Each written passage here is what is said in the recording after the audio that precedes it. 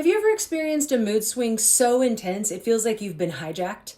Like 1 minute you're fine and the next minute you're spiraling or feeling like you're on top of the world, or maybe you're utterly devastated.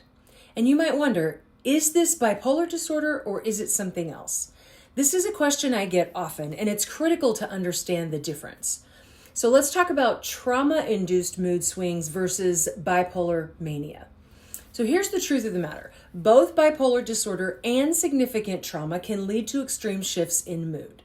For years, I've seen people with complex trauma get misdiagnosed with bipolar disorder because their emotional dysregulation is so intense. It gets misperceived as mania. This isn't just semantics, okay? It impacts your treatment path entirely. So how do we tell them apart? Well, if your mood swings are primarily reactive to external events, we're often looking at trauma-induced dysregulation. These shifts are usually a direct response to a specific trigger, maybe a comment someone made, a memory flashback, an anniversary reaction, or a perception of abandonment. They can be incredibly fast too, lasting minutes to hours, often feeling like a complete emotional takeover. Your nervous system is activating an old survival strategy, fight, flight, freeze, fawn, that leads to intense anger, fear, sadness, or even a temporary feeling of elation or a sort of high as a dissociative escape.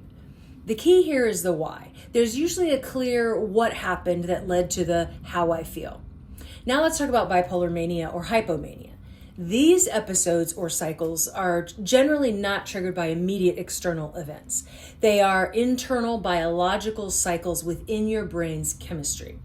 A true manic episode lasts at least 7 consecutive days, or fewer if hospitalization is required, and a hypomanic episode lasts at least 4 consecutive days.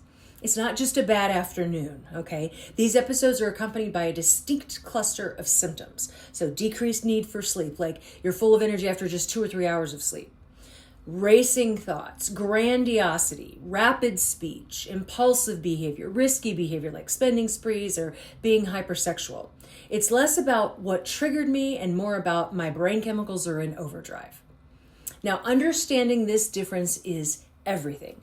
If you have trauma-induced mood swings, your primary treatment is often therapy like DBT or EMDR to process the trauma and build coping skills. If it's bipolar disorder, while therapy is still crucial, medications such as mood stabilizers or neuroleptics, also known as antipsychotics, are typically the first line of defense to regulate those biological cycles. Getting the right diagnosis means getting the right treatment. So, ask yourself, are your intense mood shifts tied to specific triggers, or do they feel like an internal multi-day chemical storm? Be honest with your provider. It makes all the difference. If this resonated with you, be sure to hit that like button and share this with someone who needs to hear it. What's one symptom you've always wondered about? Let me know in the comments.